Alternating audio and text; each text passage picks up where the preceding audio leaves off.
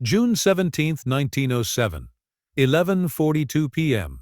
A cluttered studio at the Bateau Lavoir, Montmartre, Paris. Pablo Ruiz Picasso stands before a massive canvas that will shatter 5 centuries of Western artistic tradition.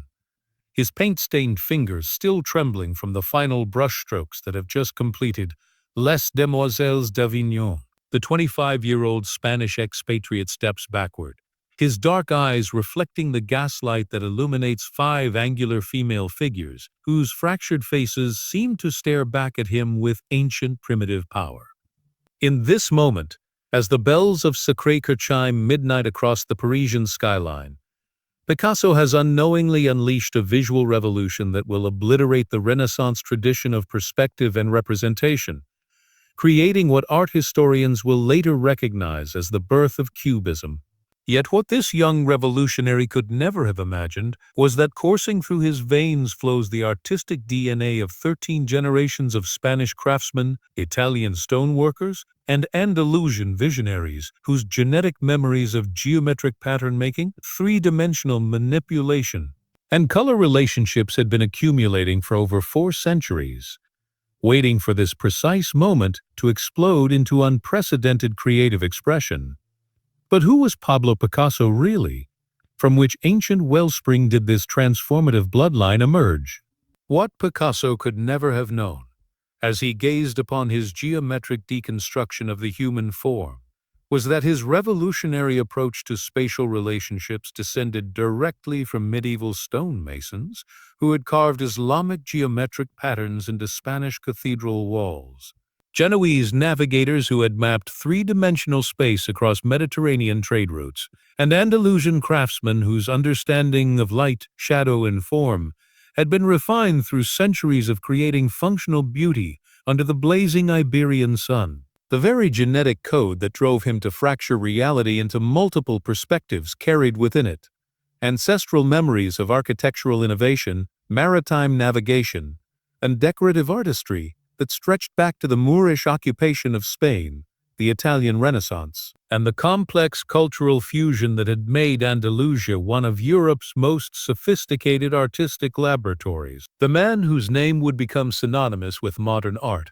was born Pablo Diego José Francisco de Paula, Juan Nepomuceno, María de los Remedios Cipriano de la Santísima Trinidad Ruiz y Picasso, on October 25, 1881. In Malaga, Andalusia, into a family whose artistic DNA had been concentrated for generations.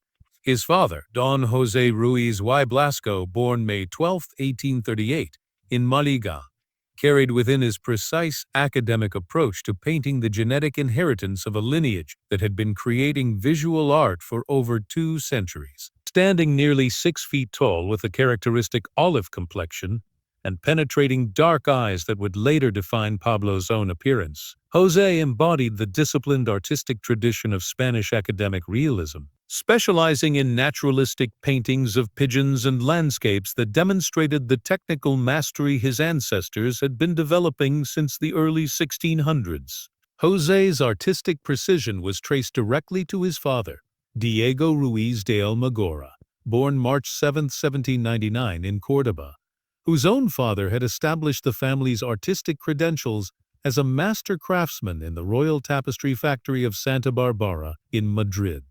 Diego's marriage on September 14, 1837, to Eugenia Blasco Echevarria brought into the Ruiz lineage a woman whose family had been court painters and decorative artists serving Spanish nobility for 3 generations. Eugenia, born June 22, 1814, in Sevilla, descended from Basque artisans who had migrated south during the 18th century, carrying with them a genetic predisposition for bold color combinations and geometric pattern recognition that would prove crucial to Pablo's later artistic innovations. The Blasco lineage extended back through the tumultuous centuries of Spanish history to ancestors who had witnessed the collision and synthesis of Christian, Islamic, and Jewish artistic traditions. Eugenia's grandfather, Francisco Blasco Ibáñez, born August 15, 1762, in Bilbao, had trained as a silversmith before relocating to Andalusia, where his workshop produced ecclesiastical ornaments that combined Gothic Christian motifs with Mudéjar geometric patterns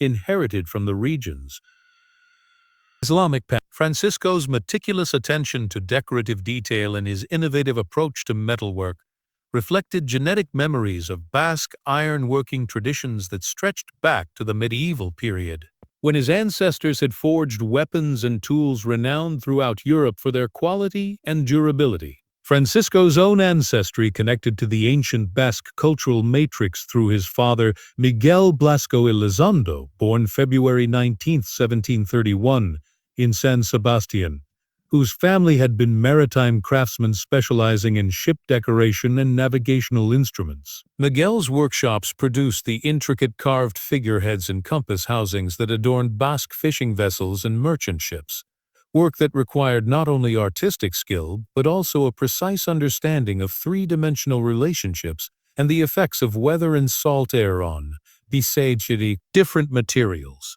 This ancestral expertise in creating durable beauty under harsh conditions would later manifest in Pablo's ability to work with unconventional materials and his innovative approaches to sculpture and collage. The maternal side of Pablo's inheritance proved equally rich in artistic DNA through his mother, Maria Picasso Lopez, born December 9, 1855, in Malaga, whose Italian surname connected the family to the sophisticated artistic culture of Liguria.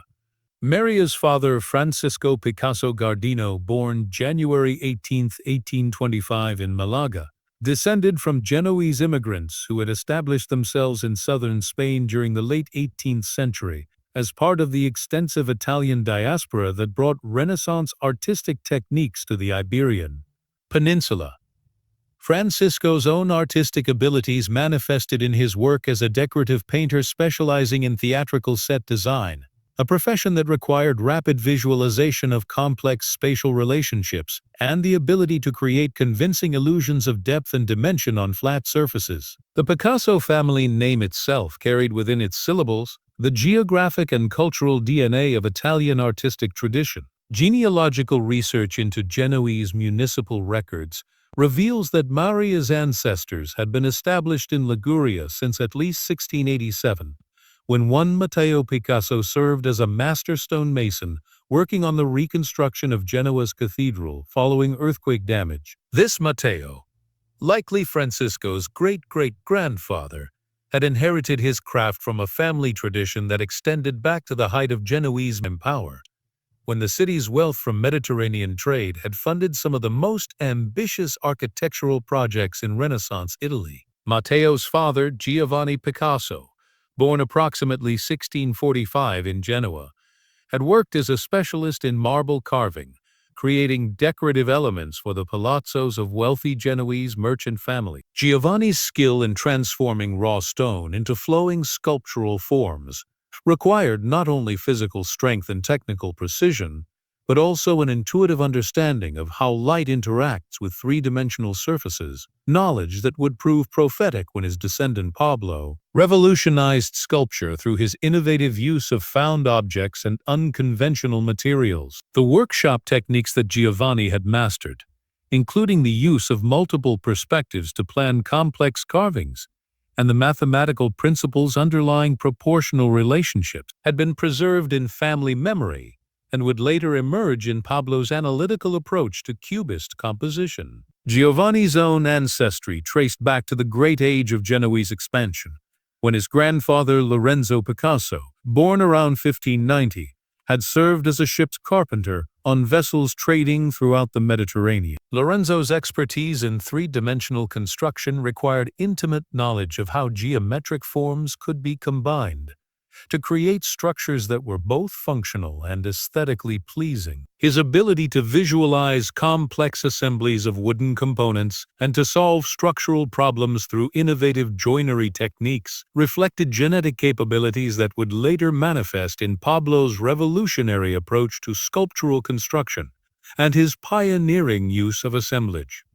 techniques. The convergence of these Italian and Spanish artistic lineages in Pablo's genetic makeup created a neurological system uniquely equipped for visual innovation. From his Genoese ancestors, he inherited the spatial intelligence necessary for complex three-dimensional manipulation and the mathematical precision required for architectural planning. From his Andalusian forebears, he inherited the color sensitivity and decorative sophistication that had been refined through centuries of creating beauty in the intense Mediterranean light. From his Basque lineage, he inherited the engineering mindset that could transform raw materials into functional art, and the cultural memory of artistic traditions that had successfully synthesized influences from multiple civilizations. Maria Picasso's mother, Inia Cutis López Robles, born April 3, 1833, in Malaga, brought into the family bloodline an even more complex genetic inheritance that traced back through the labyrinthine history of Andalusian cultural fusion. Iñárritu descended from converso families who had been prominent in Malaga's artistic community during the 16th and 17th centuries, maintaining their cultural identity while adapting to the religious and political pressures of the Spanish Inquisition. Her ancestors had developed sophisticated strategies for preserving and transmitting artistic knowledge across generations, techniques that would prove essential to Pablo's later ability to synthesize influences from African, Oceanic, and European artistic traditions. Iñárritu's father, Antonio López de la Torre, born June 11, 1798 in Granada, had witnessed the final decline of traditional Andalusian craftsmanship as industrialization began to transform Spanish society. Antonio's family had been master ceramicists for over 2 centuries, creating the distinctive blue and white pottery that had become synonymous with Andalusian decorative arts. His workshop techniques, passed down through family tradition, included secret glazing formulas and firing methods that had been developed during the period of Islamic rule and carefully preserved through subsequent centuries of Christian dominance. The López lineage extended back through the complex religious and cultural transformations that had shaped medieval Spain. Antonio's grandfather, Mohammed López, born around 1735 in Granada, had been among the last generation of Mudéjar craftsmen who had maintained Islamic artistic traditions under Christian rule. Mohammed's expertise in geometric pattern making and his sophisticated understanding of color relationships reflected artistic knowledge that had been accumulating in his family since the Great Age of Córdoba, when his ancestors had contributed to the decorative programs of mosques and palaces that represented the highest achievements of Islamic art in Western Europe. The artistic DNA that flowed through Mohammed's lineage could be traced back to the legendary workshops of Córdoba during the 10th and 11th centuries, when the city had served as the cultural capital of Al-Andalus. Fragmentary records from the Córdoba Guild archives suggest that Mohammed's ancestors had been among the craftsmen who created the intricate geometric mosaics and carved stucco decorations that adorned the Mezquita and other monuments of the Umayyad Caliphate. These ancestral artists had mastered mathematical principles of proportion and symmetry that would not be fully understood by European artists until the Renaissance, and their genetic memory of these sophisticated design principles would later emerge in Pablo's intuitive grasp of compositional relationships and his revolutionary approach to spatial organization. The cultural fusion that had produced Pablo's Andalusian ancestors created genetic memories of artistic synthesis that would prove crucial to his later innovations. His forebears had lived through centuries of religious and political change, learning to preserve essential artistic knowledge while adapting their techniques to serve different cultural contexts. This ancestral experience of successful artistic adaptation had been encoded in family traditions of visual thinking that could transcend specific cultural boundaries and find universal principles of aesthetic expression. The geographic diversity of Pablo's ancestry created a genetic inheritance that spanned the entire Mediterranean cultural sphere. His Genoese roots connected him to the maritime traditions that had linked Europe, Africa, and Asia through trade and cultural exchange. His Andalusian heritage placed him at the intersection of Christian, Islamic, and Jewish artistic traditions that had achieved unprecedented synthesis in medieval Spain. His Basque ancestry provided genetic memories of prehistoric European artistic traditions that had produced the cave paintings of Altamira and other Paleolithic masterpieces. This extraordinary geographic diversity meant that Pablo inherited genetic memories of artistic techniques and aesthetic principles that had been developed across multiple continents and civilizations. The technical skills that Pablo would later apply to his revolutionary artistic innovations had been developing in his family lineage for centuries. His ancestors had mastered every aspect of visual creation, from the mathematical principles underlying architectural proportion to the chemical processes required for ceramic glazing to the physical techniques necessary for stone carving and metalwork. This accumulated technical knowledge provided the foundation for Pablo's later ability to work effectively in every artistic medium, and his pioneering use of unconventional materials and techniques. The economic circumstances of Pablo's ancestors had created genetic memories of both artistic patronage and commercial independence that would prove crucial to his later career. His Genoese forebears had served wealthy merchant families while maintaining their own workshops and training apprentices in family techniques. His Andalusian ancestors had navigated the complex political landscape of medieval Spain, preserving their artistic traditions while adapting to serve different religious and cultural authorities. This ancestral experience of successful artistic entrepreneurship provided Pablo with the genetic memory of strategies that would allow him to achieve unprecedented independence from traditional patronage systems and to create entirely new markets for contemporary art. The geometric deconstruction that Pablo had achieved in this painting drew on mathematical principles that his Islamic ancestors had mastered centuries before European artists began to explore perspective. The multiple viewpoints that he had synthesized into a single composition reflected navigational techniques that his Genoese forebears had developed for mapping complex geographic relationships. The bold color relationships that he had employed drew on decorative traditions that had been refined through generations of Andalusian craftsmen working under challenging light conditions. The psychological impact of Les Demoiselles d'Avignon stemmed from Pablo's genetic inheritance of cultural memories that spanned multiple civilizations and artistic traditions. The primitive power that viewers sensed in the painting reflected his ancestral connection to prehistoric artistic traditions that had produced the cave paintings of Altamira. The sophisticated compositional structure revealed his inheritance of architectural planning principles that had been developed through centuries of creating monumental buildings and decorative programs. The technical innovations that Pablo had employed in creating this revolutionary work reflected ancestral skills that had been accumulating in his family lineage for generations. His ability to achieve convincing spatial relationships through geometric fragmentation drew on stone carving techniques that his ancestors had mastered for creating architectural decorations. His sophisticated use of color to create volume and depth reflected ceramic glazing knowledge that had been preserved in family traditions since the Islamic period. His integration of multiple influences into a coherent artistic statement demonstrated cultural synthesis capabilities that had been developed through centuries of successful adaptation to changing historical circumstances. The commercial revolution that would follow Pablo's artistic innovations was made possible by ancestral memories of successful entrepreneurship and market adaptation. His forebears had created thriving workshops that served a diverse clientele while maintaining artistic integrity and family traditions. They had developed a sophisticated understanding of how to present innovative work to conservative audiences and how to build demand for new artistic approaches.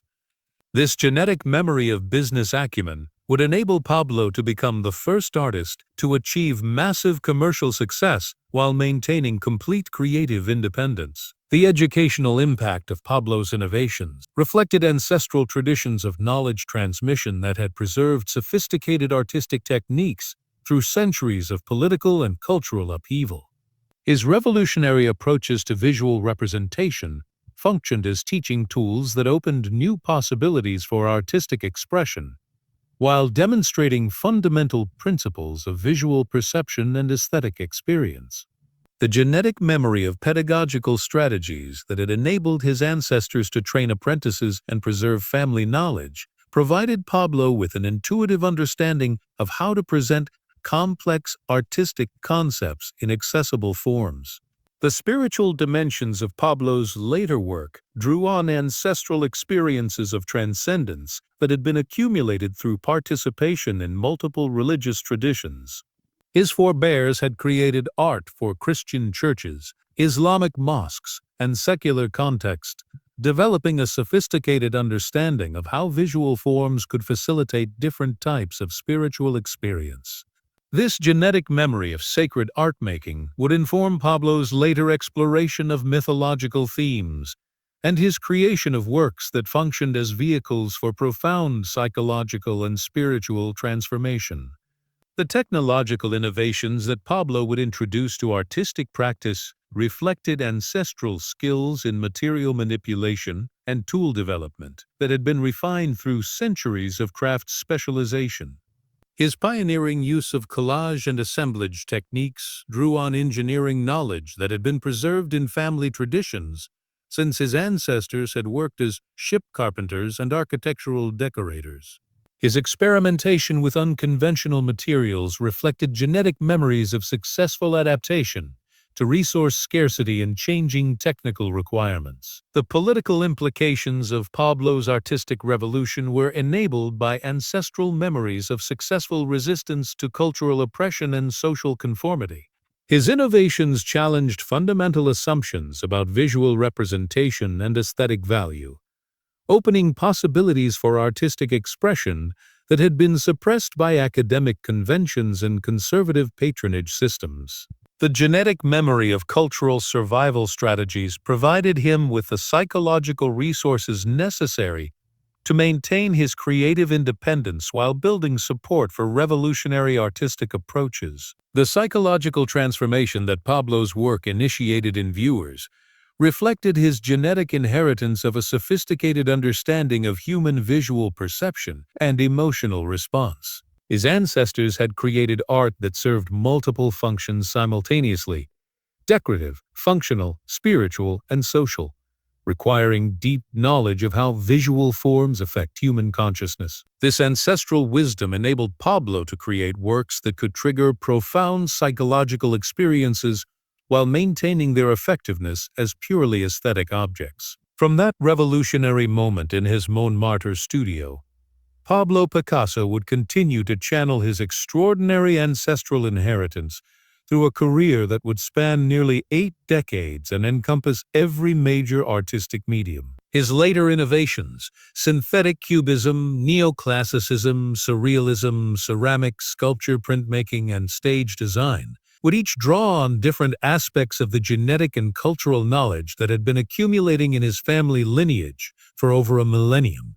The bloodline that had begun with medieval stonemasons and Islamic craftsmen would reach its ultimate expression in artistic innovations that continue to influence human visual consciousness and demonstrate the unlimited creative potential that lies dormant within every family's genetic inheritance.